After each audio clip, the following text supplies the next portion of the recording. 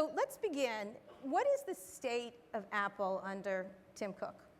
Not a lot of people know you that well, or know a lot about you. You've been behind the scenes at Apple for so long. How would you characterize it? It's an absolute incredible time to be with Apple. And I'm loving every minute of it, and I think everybody in Apple's loving every minute of it too. You know, for years, and this will not change, Apple's been focused on innovation. And never have I seen the things I can't talk about today. The juices are flowing, and we have some incredible things coming out. And of course, the company and what we're doing today, the company's very healthy. We've had a few decent quarters. iPhone's doing great.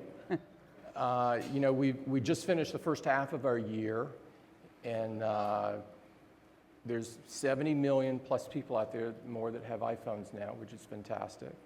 iPad has been unbelievable, really. I mean, you know, at least you guys have been around for a while. We've all been around for a while. I've never seen a product and technology that consumers loved pretty instantly, and business loved, and education loved, and people of all ages loved. The iPad has just been unbelievable. It's been a knockout. And I think we're in the first inning on it. iPod introduced Apple to a whole bunch of people that didn't know Apple. And the Mac benefited from that, and so many, many people began to buy the Mac. But as it turns out, looking back, it introduced Apple to people in the developed world. And so the world opened all of a sudden. And now, with iPad, iPad is doing well in a number of those markets. And so it's been pretty incredible as we've come out with new great stuff that the world has met Apple. I really believe, and I believe this from the beginning, this is not some revelation from the last week or so, that the tablet market would eventually surpass the PC market. And I think everybody kind of heard that in the beginning, kind of laughed that off and said, no way, you know, there were many naysayers and so forth out there. Today, I think there's a lot more believers in that. Why isn't a tablet actually a PC? Why is there a distinction? Well, in my view, that the tablet and the PC are different. And you can do things with the tablet if you're not encumbered by the legacy of the PC, if you view it as different. And so I love convergence, and I think convergence is great in many areas, but I think that products are about trade-offs, and you have to make tough decisions. You have to choose. And the fact is, the more you look at a tablet as a PC, the more the baggage from the past affects the product. How is Apple different with you as the CEO so far? What did you learn from Steve as CEO, and how are you changing things? I learned a lot from Steve, you know, and it was absolutely the saddest days of my life when he passed away. And maybe as much as you should see or predict that, I really didn't. And but at some point late last year, I sort of, somebody kind of shook me and said, it's time to get on. And so that sadness was replaced by this intense determination to continue the journey. And And that's where it is today. So what did I learn from him? I learned we could be here all night, and probably all week, and maybe a month. I learned that focus is key. Apple has a culture of excellence that is, I think, so unique and so special. You know, I'm not going to witness or permit the change of it. He also taught me that the joy is in the journey, and which is a revelation for me. And I think he taught all of us that life is fragile. Assess the China situation, because you have many critics. You have many criticisms, not just fictional ones, but you have ones that are very valid criticism of what went on in China. How would you assess what you're changing to what the manufacturing practices there? Why isn't there an Apple factory in China, run by Apple, done by Apple? Well, there's a lot of questions in there, so let me try to take those one by one a little bit. Why don't we do it? We decided over a decade ago that there were things that we could do better than anyone else, and those things we wanted to do ourselves. And then we looked at other things and said, you know, somebody else can do those better than we can or as good as we can, and we shouldn't put our effort into those. Manufacturing was one of those. The operational expertise and the engineering around it and the whole supply chain management stuff is all, Apple is doing all of that. But manufacturing itself, we looked at it and said, you know, somebody else can do this as good as we can. And is that still true? I think you it's just still true. finished saying things do change, right? I think it's still true. You used to have factories, and you used to have at least one factory I can recall in the US, I think in Colorado somewhere. Do you ever see the possibility? I mean, you're a huge company. I would say you're certainly the most influential company in tech, and maybe the most or one of the most in any industry. And you're an operations expert. Yep. Things do change. There is some manufacturing revival in the US. Will there be an Apple product ever made again in the United States? I want there to be. So will it ever say on the back of an Apple product, designed in California, assembled in the United States? It may.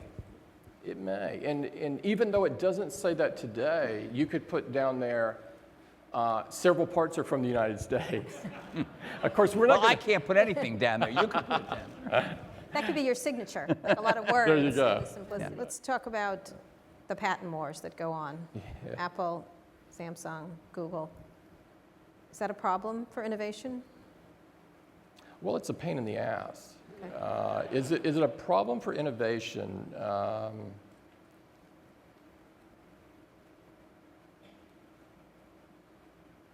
I think it's, from our point of view, it's important that Apple not be the developer for the world. We can't take all of our energy and all of our care and finish the painting and have someone else put their name on it. What we want to accomplish is we just want people to invent their own stuff. And we don't want to be the developer for the world. But there are people accusing you of ripping them off. Oh, I'm sure Right? that people accusing us of everything. No, come on, Tim. I mean, you know this. This is all over the world in every court. It's not just like you're suing other people are suing you. Oh, of course, yes. And when you look at those, the vast majority of those are on standards essential patents. And this is an area where the patent system is broken today. The issue is that this is an economic argument. It's not there should be no one should be able to get an injunction off a standards essential patent because the owner of the patent has the responsibility to license it on a fair, reasonable, and non-discriminatory manner. And so when somebody comes to you and tries to, get some obscene level of money from you for this, they're in essence telling you they're not going to license it because they want to go try to get an injunction and use the court system to do that. And in my view, use it in a way that it wasn't intended. What I'm saying, Walt, is that Apple has not sued anyone over standards essential patents that we own, because we view that it's fundamentally wrong to do that. This was never the intention of a standards essential patent. The intention was that some payment be made. Yeah. And you can always argue about the payment, and there has to be a forum for resolving those disputes. But the problem in this industry is if you add up what everybody says the standards essential patents are worth, no one else could be in the phone business. Competition would be locked out. And so it's kind of gotten crazy. How are you looking to change television from what he was talking about initially? Well, you know, we've, very uncharacteristic of us, we've stayed in the Apple TV product business, and we've continued. Our latest iteration of that just shipped 60 days ago or so. And we're not a hobby kind of company, as you know. Our tendency is to do very few things, put all of our wood behind a few arrows, and if something creeps in and isn't a big success, we get it out of the way and move on and put our energies on something else. Apple TV, though, you can see what we've done, and we've stuck in this. Now, it's not a fifth leg of the stool. It's not of the same market size of a phone business or the Mac business or the music business or the tablet business. It's not like that. But you know, last year we sold about a little less than 3 million Apple TVs, 2.8 million. This year, just in the first 6 months of our year, we've sold 2.7. And so we've kind of almost equaled last year. And of course, that was helped by bringing the Apple TV up to 1080p and supporting movies in the cloud and some other things. And you know, it's a key part of the ecosystem. And so this is an area of intense interest for us. So you bought a company called Siri. Yes. Siri actually launched at this conference, and within a matter of months, you bought them. So we take credit for that. But Siri is, and it's in your ads. At least at the moment, it's your principal way of selling the iPhone 4S, which, as you pointed out, has sold in large numbers. When it works, The new John Malkovich ad. John Malkovich, Freaking Samuel L. John. Jackson, you know, Yeah. whatever. When it works, I'm sorry. Go ahead. When it works really well. It's kind of like magic. But a lot of times, it actually doesn't work. And that's not what a lot of people have come to think about Apple products. It says, I can't help you with this at this moment, or misunderstands you, or it gets the thing wrong. And it's a beta. Yeah. You know, So what's going on with that? Well- Is that product up to your standards? And customers love it. customers First of all, love it. customers love it. It's one of the most popular features of iPhone 4S, which is the most popular selling phone in the world, I guess. But there's more that it can do, and we have a lot of people working on this, and I think you'll be really pleased with some of the things that you'll see over the coming months on this, where the breadth that you're talking about, we've got some cool ideas about what Siri can do. And you know, Siri as a feature is it has moved into the mainstream. People hear the word Siri and they know what you're talking about. It's amazing that this has happened since just October of last year, not very long ago. And so I think you're going to be really happy with where it's going. So Really happy. I asked We're this- doubling down on it. I asked this question of Steve in the last interview about what he does all day, Yeah. and he gave a fantastic answer. I have two questions, actually. One is, what do you do all day? What do you see your role at Apple as, on a daily basis? And then secondly, do you consider yourself a visionary? I mean, that was sort of stuck onto Steve's name, visionary leader. Yeah, Steve was a genius and a visionary, and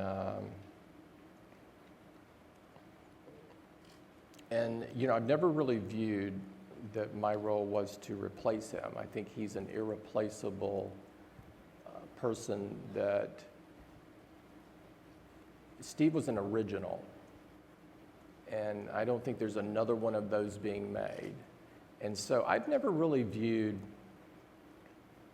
or felt the weight of trying to be Steve. It's not who I am, and